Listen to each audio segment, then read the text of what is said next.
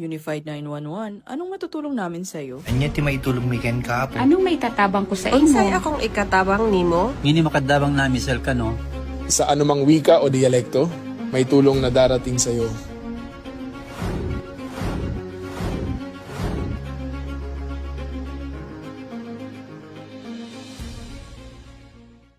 Lilingkod sa bawat Pilipino at magbibigay ng tamang impormasyon para sa tahimik at maayos na Pilipinas. Police News Network, alagad ng batas, tagapagtaguyod ng balitang pulis, sandigan ng mamamayan, patnubay ng katotohanan.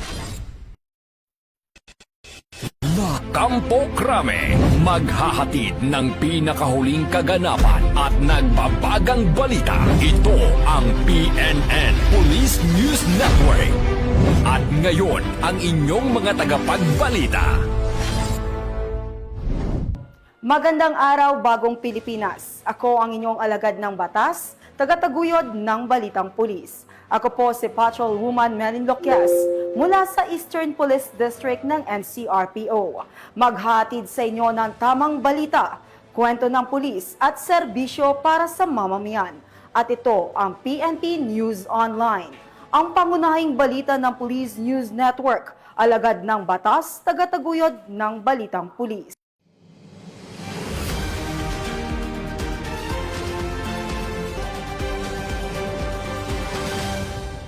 Narito ang mga balitang dapat nyong abangan. Dating miyembro ng CTG kusang nagbalik loob sa mga otoridad sa Juban, Sorsogon. Road Safety Seminar ikinasa ng PNP Highway Patrol Group sa Puerto Princesa City, Palawan.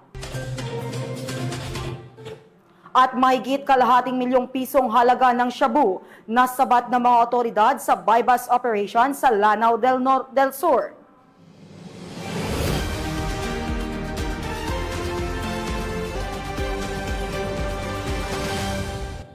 Narito ang mga balitang hatid ng ating PNN correspondents mula sa iba't ibang panig ng bansa.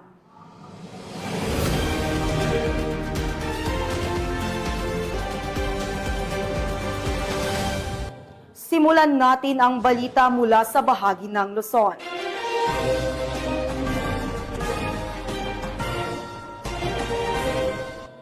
Upang maging ligtas ang bawat partisipante sa kanilang pagmamaneho sa kalsadahan, isang road safety seminar ang isinigawa ng PNP Highway Group na ginanap sa Puerto Princesa City, Palawan.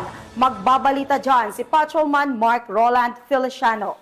Sa pagsusumikap ng Highway Patrol Group na ipalaganap ang kahalagahan ng pagkakaroon ng kaalaman sa mga batas trapiko sa kalsada, isang road safety seminar ang ikinasa ng HPG Mimaropa sa pamumuno ng kanilang regional chief na si Police Colonel Christian B. De La Cruz. Ang nasabing seminar ay pinangunahan naman ni Police Lieutenant Eugenia A. Ginudil, officer in charge ng HPG Palawan. Ginanap ang nasabing aktibidad sa Fulbright College sa Barangay San Jose, Puerto Princesa City, Palawan, na dinaluhan ng 800 criminology students bilang partisipante nitong nakarang araw. Ang nasabing seminar ay lubos namang naging makabuluhan dahil sa kaalamang naibahagi ng HPG sa bawat isang partisipante patungkol sa road safety education, traffic rules and regulation at iba pang batas trapiko sa kalsada.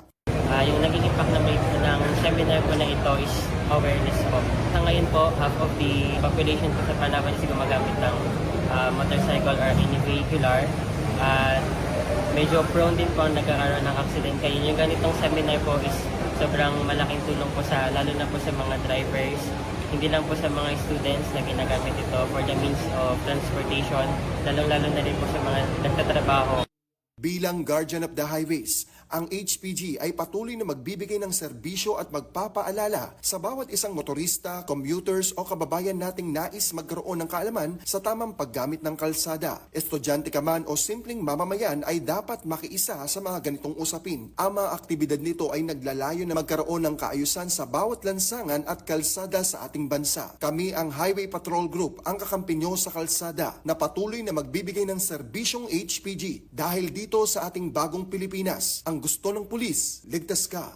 At sa iba pang balitang serbisyong HPG, tumutok lamang sa aming YouTube channel at Facebook page na Police News Network. mula sa tanggapan ng kakampi nyo sa kalsada. Ako po si Patrolman Mark Roland Feliciano para sa Police News Network, alagad ng batas, tagataguyod ng balitang pulis. Maraming salamat, Patrolman Feliciano. Arestado ng mga otoridad sa bisa ng warrant of arrest ang isang tricycle driver dahil sa kasong qualified rape sa Ordaneta City. Police Staff Sergeant John Del Supremo sa balita.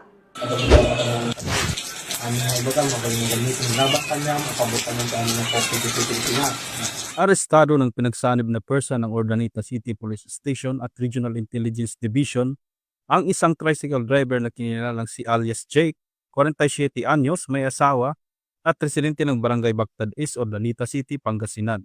Nahuli ang akusado sa bisa ng warrant of arrest para sa kasong qualified rape through sexual assault alinsunod sa Article 266-A, Paragraph 2, kaugnay ng Article 266-B ng Revised Penal Code as amended by RA 8353.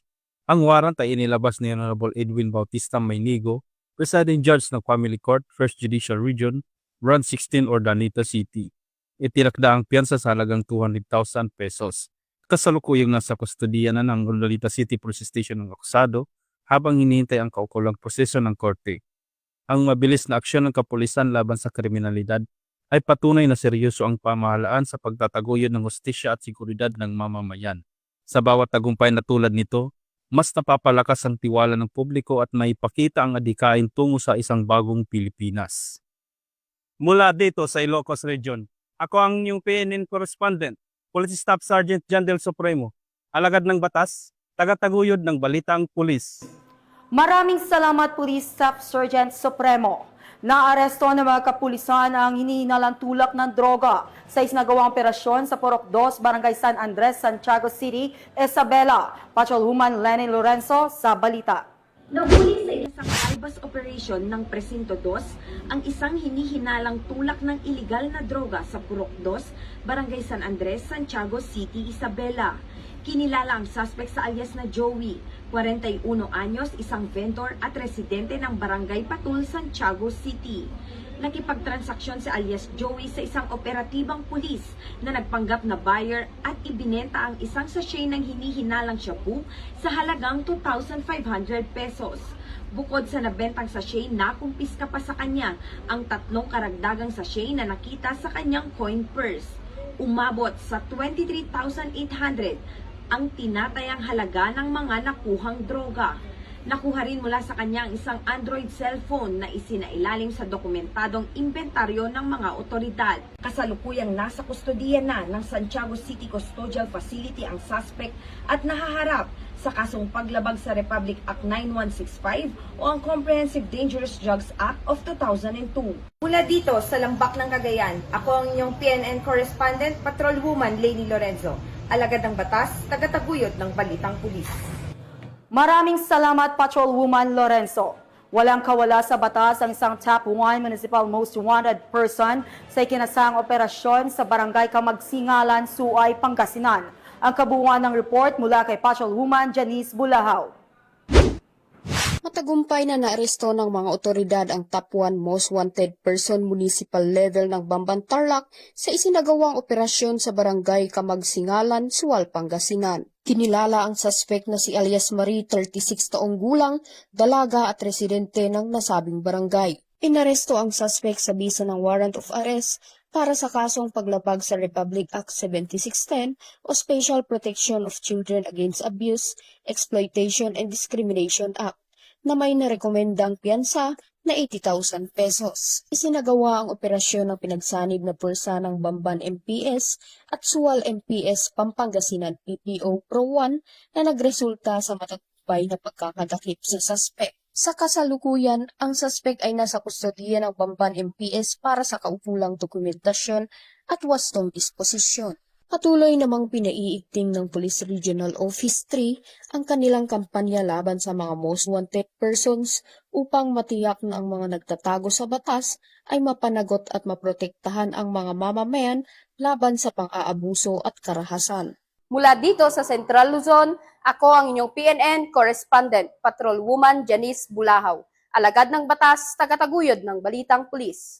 Maraming salamat, Patrolwoman Bulahaw. Sa kagustuhan na malagay sa tahimik ang kanyang buhay, nagbalik loob ang dating miyembro ng Communist Terrorist Group sa mga kapulisan ng Huban, Sorsogon.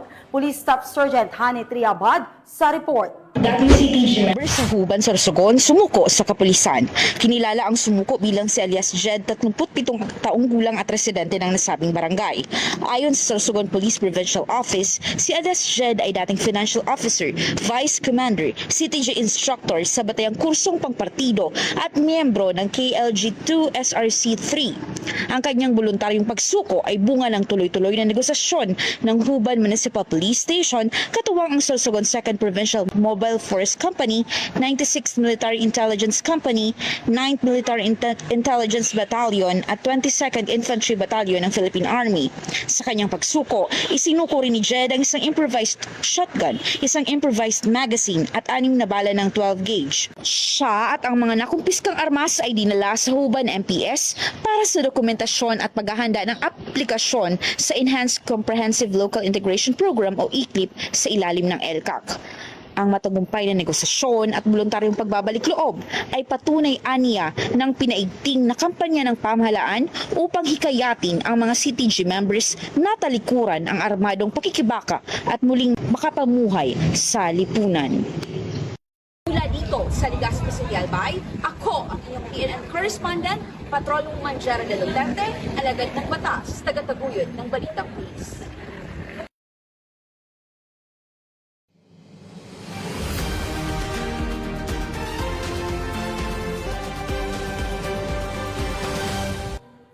Tunghayan naman natin ang mga balita mula sa Visayas.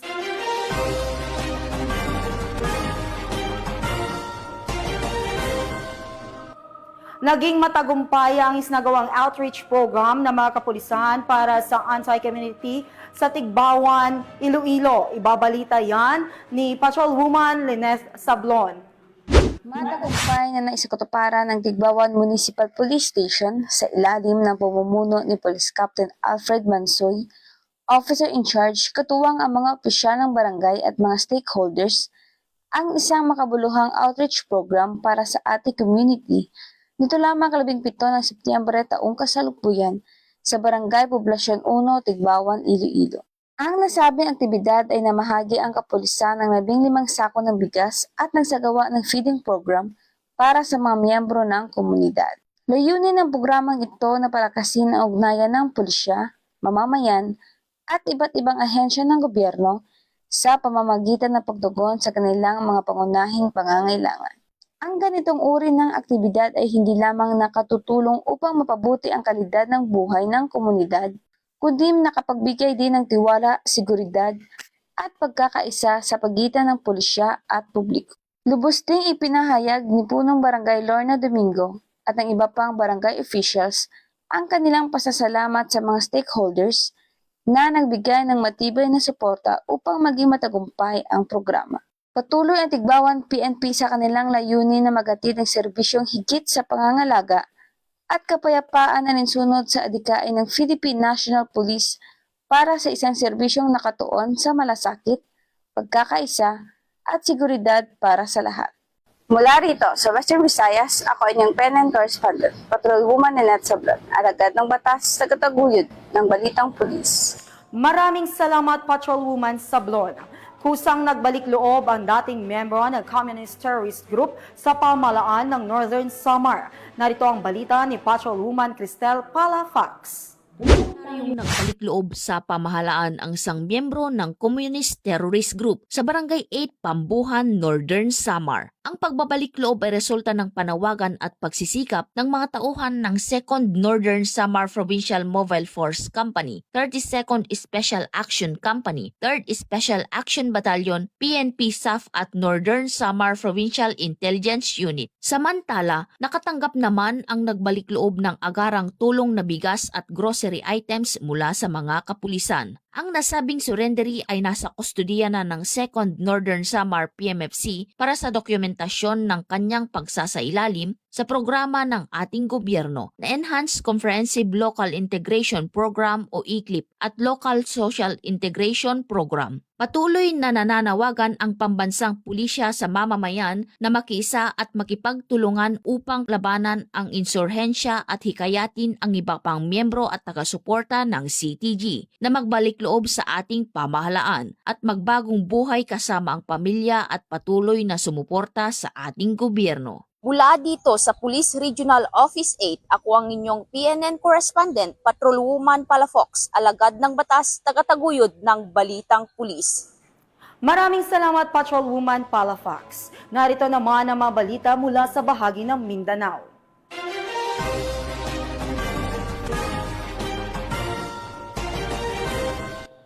Nakumpiska ang isang kalibre 45 baril mula sa isang individual sa bisa ng isang search warrant ng mga tauhan lang ng Bayong Police Station sa Sultan Kudarat.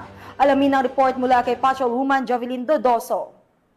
Arestado ang isang lalaking kinilalang si Alias Jean, 48 anyos, matapos masamsam sa kanyang bahay ang inihinalang shabu na nagkakahalaga ng 246,960 pesos at isang 45 caliber pistol at isang granada sa bisa ng search warrant operation sa Barangay Coronel Proper. Na-recover din ang drug paraphernalia at 5 bala ng baril. Sa ngayon ay nasa kustudiya na ng Polomolok Municipal Police Station ang suspect habang inihanda na ang kasong isasampa. Tiniyak naman ng PRO 12 ang pagpapatuloy ng kampanya kontra ilegal na droga at mga loose firearms bilang bahagi ng advokasya ng Bagong Pilipinas.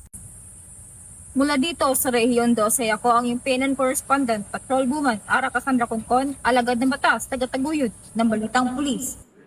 Maraming salamat, Patrolwoman Dodoso. Nagsagawa ng send-off ceremony ang Cotabato PPO at magde-deploy ng 25 personnel para sa 2025 BORM Parliamentary Election. Patrolwoman Vina Morales sa report. Dumalo si Police Colonel Galberto B. Tuzon, Police Director ng Cotabato Police Provincial Office, sa send-off ceremony para sa mga contingents ng Police Regional Office 12 na i-deploy para sa 2025 BORM Parliamentary Election na ginanap sa Sultan Kudarat Police Provincial Office, Camp Colonel Amando Dumlao, Isulan, Sultan Kudarat. Ito lamang Setyembre 15, taong kasalukuyan. Pinangunahan ang seremonya ni Police Brigadier General Arnold P. Argente, Regional Director ng Police Regional Office 12, at dinaluhan ng mga Provincial at City Director. Nag-deploy ang Cotabato Police Provincial Office ng 25 personnel upang palakasin ang puwersa ng seguridad sa Maguindanao del Sur, lalong-lalo na sa papalapit na BORM Parliamentary Election. Muling pinagtibay ni Police Colonel Tuzon ang kanyang pangako na ipatupad ang batas, panatilihin ang kapayapaan at kaayusan, at tiyakin ang kaligtasan ng mamamayan ng Cotabato. Ipinahayag din niya ang kanyang buong suporta sa misyon ng Pro 12 na masiguro ang mapayapa at maayos na 2025 BORM Parliamentary Election. Mula dito sa Rehiyon 12, ako ang inyong PNN correspondent, Patrolwoman Vina Morales, alagad ng batas, tagataguyod ng Balitang Pulis. Maraming salamat, Patrolwoman Morales. Mahigit kalahating milyong pisong halaga ng shabu na sabat ng mga otoridad sa 3 individual sa bypass operation sa Lanao del Sur. Ang detalye ng balita mula kay Patrolwoman Veronica Lagi.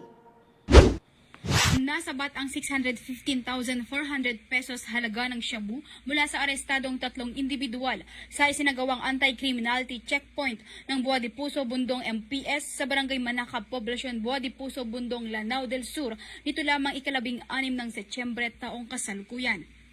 Kinilala ni Police Captain Ner Basher C. Kaida, Chief of Police ng Buwa de Puso, Bundong MPS, ang mga suspect na sina alias Son, 38 anyos, alias Marie, 45 anyos, at alias Fang, 36 anyos. Ayon sa ulat, bandang alas 11 ng gabi ng naturang petsa, habang nagsasagawa ng checkpoint operation ang mga personahe ng Buwa de Puso, Bundong MPS nang sitahin ang isang 3-wheeler motorcycle na lulan ang mga suspect matapos mapansin na may kahinahinalang kinikilos.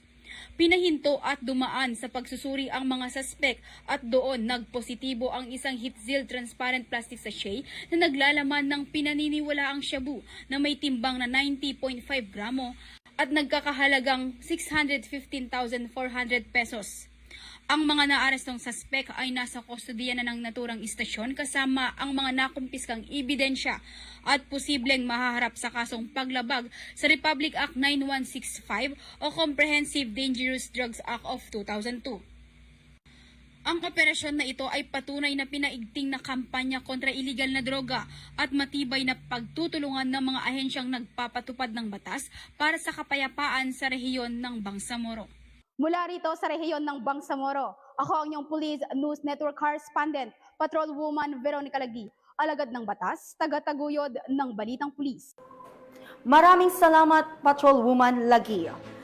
At bago po tayong magtapos, ay nais po nating batiin ang PNP contingents na sina Police Lieutenant Colonel Andrea de la Serna, Police Master Sergeant Laila Nal, at Police Staff Sergeant Lenly Grace Onahon.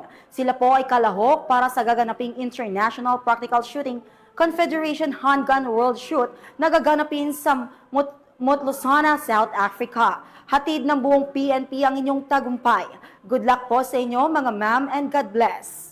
At yan po ang mga balitang nakalap ng ating PNN correspondents mula sa Luzon, Visayas at Mindanao. Sa ngalan ng pamunuan ng Philippine National Police sa pangunguna ni Acting Chief PNP, Police Lieutenant General Jose Melencio Nartates Jr.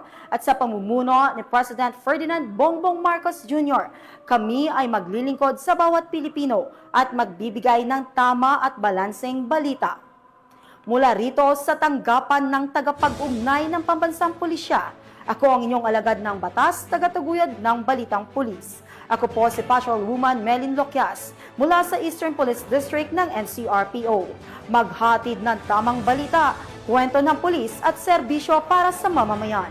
At ito ang PNP News Online, ang pangunahing balita ng Police News Network.